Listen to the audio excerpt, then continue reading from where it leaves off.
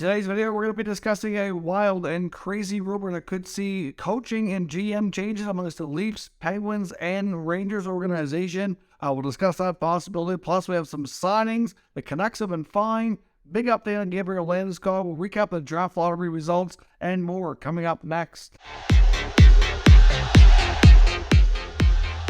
So welcome back to another video here, Top Shelf Hockey. As I mentioned, we have a lot to cover here today. Let's start with last night's NHL playoff action. The Vegas Golden Knights taking it to the Oilers and coming up with a big 5-1 victory, taking a 2-1 series lead in their round 2 series. The Edmonton Oilers come out with a good start, scored the first goal, and then Vegas slowly kind of took over from there.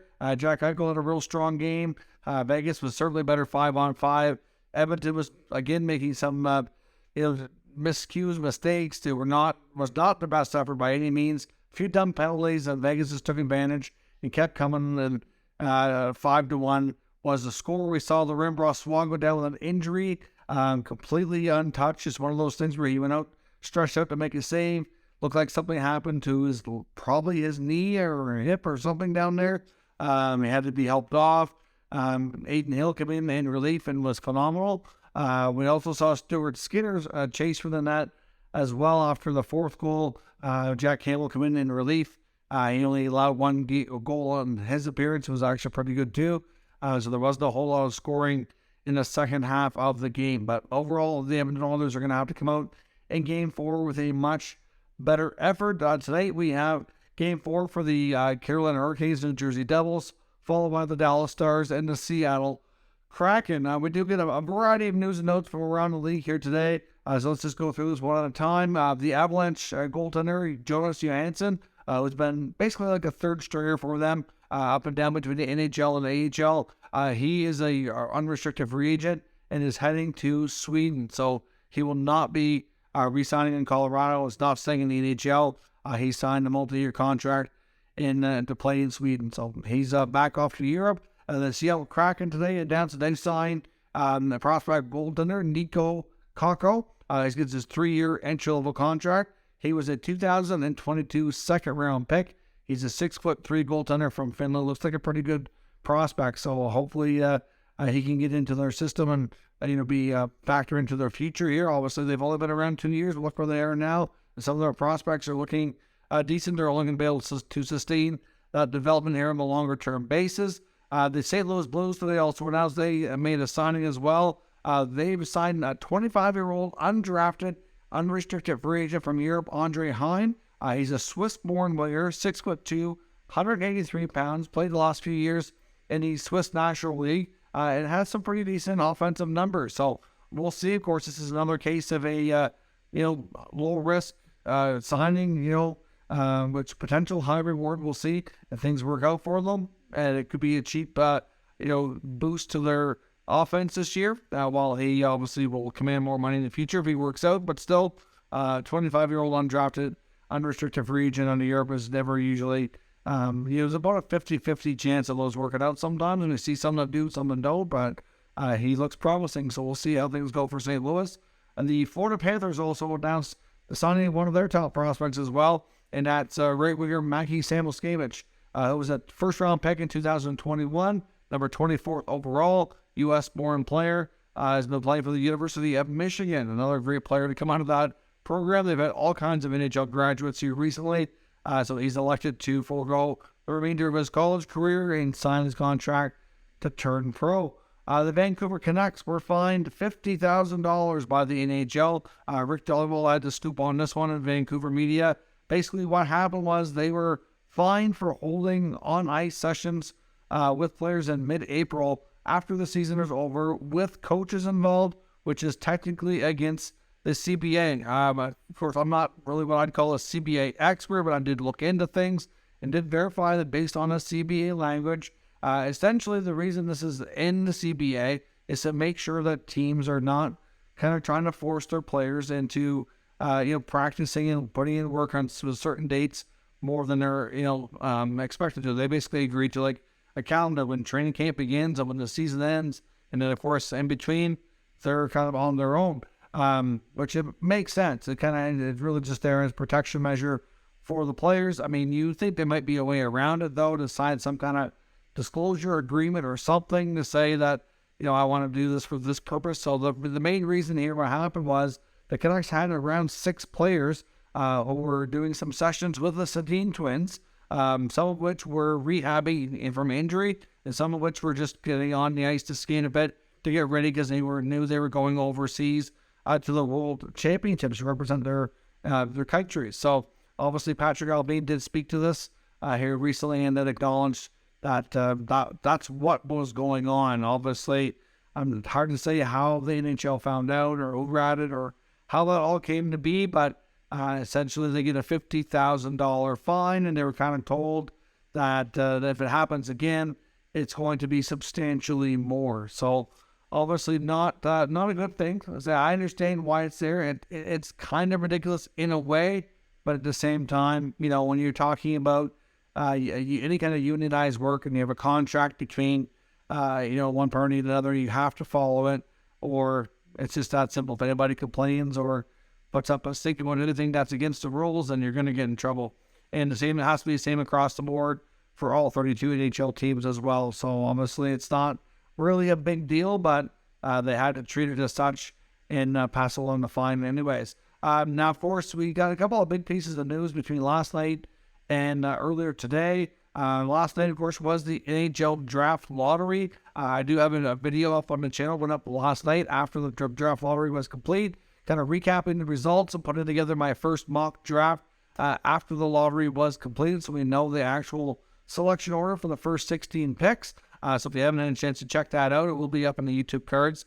So you go ahead and have a look. So you get your feedback on the prospects especially, but of course the Chicago Blackhawks were the team that won last night, getting first overall. Obviously, Blackhawks fans are, very much excited. We saw word out of Chicago that within 90 minutes of the announcement being made that they won the draft lottery, that they secured over 500 new season ticket plan sales. So that's a lot of, a big boost there in season tickets just from Connor Bedard being available to them with the first overall pick. Of course, Kyle Davidson didn't come out and say, yes, we're drafting Bedard. He didn't say anything. He said Bedard was a great prospect, but there's other great players too, and so they take everything under consideration. and not really tipping his cap one way or another, but there's just no way they don't take Bedard. So, I know there's a lot of people upset as well that Chicago was even allowed to be in the lottery. And I know that there's some people are upset that they were stripped of their first round pick. If you take a look at the whole scandal in Chicago with Kyle Beach and the whole cover-up of the abuse, yes, they were fined. Yes, they did get some form of punishment. But if you take a look at other teams that were given forms of punishment in terms of like losing first-round picks, it almost feels like the other teams were punished more severely for their actions as compared to what Chicago did, and which is why people are upset and saying that Chicago, like they went through this whole thing where this whole big abuse scandal was covered up, and now people feel like they're being rewarded with this new first overall pick. And just as Taves and Kane leave, in comes Bedard, a whole new era of Blackhawks hockey, a new phenom to lead them into the promised land. So we'll see what happens. Obviously, Bedard has to do his end of the bargain and be that kind of player that he's expected to be. At this point, though, there's nothing we can really do about it. I do understand the sentiment based on everything that went down in Chicago. I guess it is what it is. So there's nothing we can unfortunately do about it. The punishment was handed out, and nothing that was given to them involved them losing any draft picks. So that's the way she goes. So the Anaheim Ducks did get the number 2 selection, so they moved down one spot, and then the Jackets go down to the 3rd spot. So the Anaheim Ducks, again, were the runners-up in the Sidney Crosby draft lottery. They end up going number 2 there, and now the same thing again for Connor Bedard. So I do feel bad for the Ducks. In a sense, I do feel bad for the Jackets as well, who really haven't had a lot of draft lottery luck either. But at the same time, that's the way it worked out. And the Hawks will be picking first overall. Now, the other news we got today, big news, which there is also another video on the channel, so I won't go into anything too deep here, but just a quick recap that Gabriel Landeskog will not be playing next season. He already missed the entire season this year in 22-23. He's going to have to sit up 23-24 as well. He's having another knee surgery, and this one is going to be cartilage transplant surgery in his knee. So it's a pretty significant surgery with a really long recovery, a lot of risk involved. That I guess he's confident that he's going to be able to bring himself all the way back, but it is not going to be no easy task. There's certainly other players that have had this type of surgery. It's a newer type of surgery, but there are some that have been able to recover and resume pro sports careers. But it is certainly possible after missing 2+ seasons that, Landeskog might not be able to make it back. So we really want to wish him the best. I hope everything works out, but we'll see where that goes. But for right now, at least they have clarity on his ability to play or not play, so they can make plans on the roster accordingly. The Maple Leafs today also confirmed that goalie Ilya Samsonov, who left their last game against the Florida Panthers in Game 3, he was due to injury, is indeed still hurt and unable to play in Game 4. So Joseph Woll is going to get the start. They're going with the rookie, and veteran Matt Murray is going to be healthy enough now to be the backup.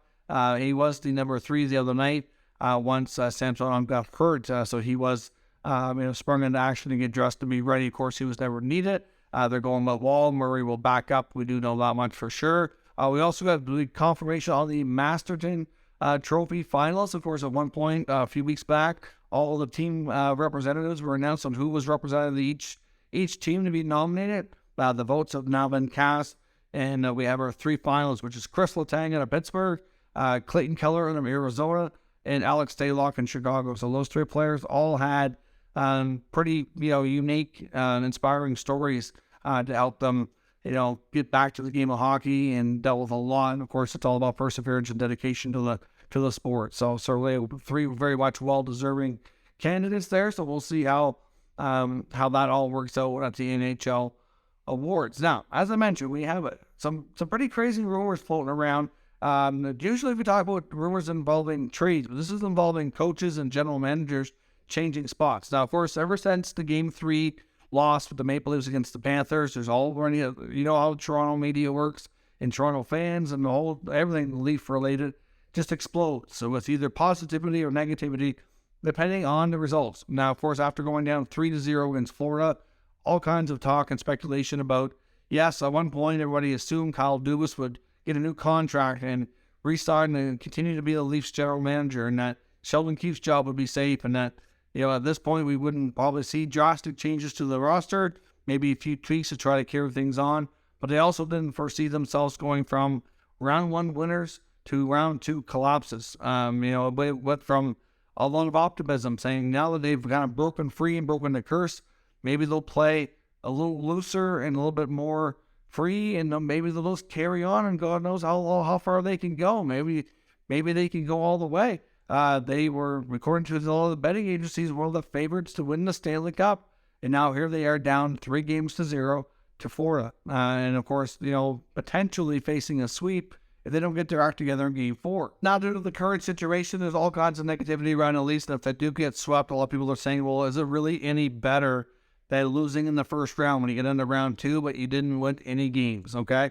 So all kinds of talk and speculation that, maybe Dubas will end up leaving Toronto. We don't know. He's without contract at this point, and certainly, Sheldon Keefe's job is probably a little safer than Dubas, but at the same time, changes are likely coming. I know a lot of fans were calling for a major trade, whether it be, Marner or Nylander or one of those guys. And we'll see what happens in the offseason. It's really difficult to say where things go from here. I think a lot's going to be dependent on if they can win Game 4, if they can make this series a little more respectable, or if they get swept, or however that all works out. Now, of course, you got to keep in mind, there's been rumblings all about Kyle Dubas, where he is kind of on an expiring contract. I've seen different reports, one of them suggesting that he is a candidate that Fenway Group in Pittsburgh would love to talk to for their GM opening.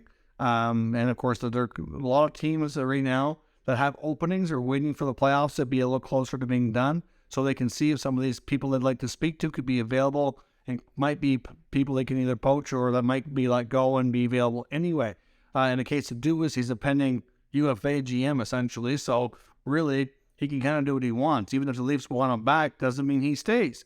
Hard to say. We don't know what Kyle Dubas wants at the end of the day, right? So clearly you would think, though, that if he's happy with the progress of the team, he'd want to try to see it through and try to help continue to get that team to a championship. But there's no doubt, it makes a lot of sense that with the Fenway Group would want to have a chance to speak with him if they could for the GM opening. So that's been a rumor for some time. I also seen rumors today that the New York Islanders, of course, we know they haven't spoken to the media yet since the end of the season. We don't know what's going on with Lamoriello.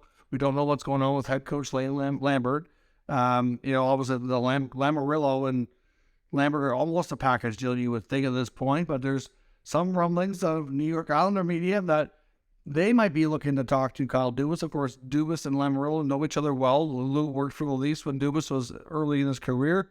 Lou says they had a terrific relationship, and this could be a scenario where Lou kind of moves more to an advisory role or a president role, and Dubas takes over. Now, of course, we've seen what happened the last time that happened, which is what happened in Toronto. Lou didn't stick in that role very long, and he bolted to become GM of the Islanders. So I don't know what will happen, but there is some speculation that there's interest there too. So obviously Dubas is getting interest, but of course, at this point, he's still technically employed by the Leafs in the middle of a playoff run. So you have to think he's probably not really talking to anybody, or at least he shouldn't be. So anyways, there's all that. And then you get the Rangers opening for a head coach, and of course, and looking around at the different New York media, like there was an article we referenced the other day talking about coach candidates from Vince Mercogliano, and the top candidate in his article reference was Penguins head coach Mike Sullivan. Of course, he mentions, though, in the article that it's a dream scenario, and it's, the odds of it happening are very slim. But Mike Sullivan, of course, is kind of viewed upon as being one of the best around the NHL to balance tactical adjustments, player relationships, and accountability, and managing all of those things. And of course, he's used to dealing with high-profile players and big personalities, and that obviously he'd be a terrific fit there. Of course, he's comes from the same college as Chris Drury. They're both from Boston University. Different timings, of course. They're the gap enough in age there that they didn't go together at that school at the same time, but they're both both alum there. And at the same time, Mike Sullivan used to coach with the New York Rangers. He was an assistant coach there for over 4 years. So there's history between Sullivan and the Rangers. And if I'm not mistaken, Sullivan and Drury, I think, have even been connected together through USA Hockey as well. So there's all kinds of a connection there. And of course, yes, he's the ideal candidate, as some of these articles are referring to him, but he's under contract, so he can't just jump ship. It's not quite that simple. I guess he could resign and try to get out of the contract. That's always a possibility as well. But, at the same time, we'll see. But the rumor that kind of connect all this stuff together was that Larry Brooks mentioned this on Twitter, that he had heard this, and I've seen enough other talk that it kind of makes sense, that it's making its way around here. If some of these New York media writers keep referencing Sullivan being an ideal candidate, but it's too bad he's under contract, and if once the GM gets hired in Pittsburgh, if he becomes available, Drury's going to pounce, and Sullivan could be the next head coach in the Rangers organization. But we'll have to see what happens in Pittsburgh first. And then, of course, you get rumblings of the Dubas connection going to Pittsburgh, or at least having interest by the Penguins organization. And everything going on with the Leafs, making it look like, well, maybe he would leave after all. And what Brooks said, the rumor that he was told, and of course, this is just a rumor, we don't have any kind of, this is a scenario that is complicated, but Kyle Dubas going to the Pittsburgh Penguins to take their GM job, taking head coach Sheldon Keefe with them, and then, of course, they would let Sullivan go, or Sullivan could get out of his contract, and he would go to the Rangers. And then that would create a whole new opening in Toronto for a new regime and take over there. I'm not sure about Brendan Shanahan, how all that would work out. I don't know. But at the same time, that's what there's a rumor or speculation is. Of course, we don't know what's going to happen yet. We know that Kyle Dubas and Sheldon Keefe are pretty much a joint at the hip. They work together through different organizations now between junior and the NHL. Obviously, they work well together. They trust each other. And if one leaves, you have to think at some point they're going to try to reconnect and rehook up here, because that's certainly very much, like I said, they want to get this, they want to work together, and they believe in each other. So obviously, it's kind of a really complicated rumor, but it could set off a whole, domino effect here of coaching and GM related positions and changes of understanding NHL. It would just kind of reshape everything. It just kind of give it a whole oddly shaped through the summer. Now, the odds of all of this happening, I think, are probably slim. I mean, the Rangers are going to have lots of other options besides Sullivan. The Penguins are going to have lots of other options besides Dubas. But will there be changes in Toronto? Like I said, Dubas is on no contract, and we don't know what he wants to do at this point. So it's difficult to say where everything goes. It's not that crazy when you think about it, that there could be changes in all those organizations, which would free up some of these people to take on the new roles and end up in the new spots that we were just talking about. So let me know your thoughts on those possibilities. Do you think Sheldon Keefe and Kyle Dubas from Toronto could end up in Pittsburgh? Could Mike Sullivan then end up in the Rangers organization? How crazy would that be? Let me know your thoughts down in the comments. We'll discuss further. If you're new to the channel, make sure you subscribe and stick around. We'll keep you up to date with all the latest news, rumors, and analysis on all 42 NHL teams. Thank you for watching, and I'll catch you next time.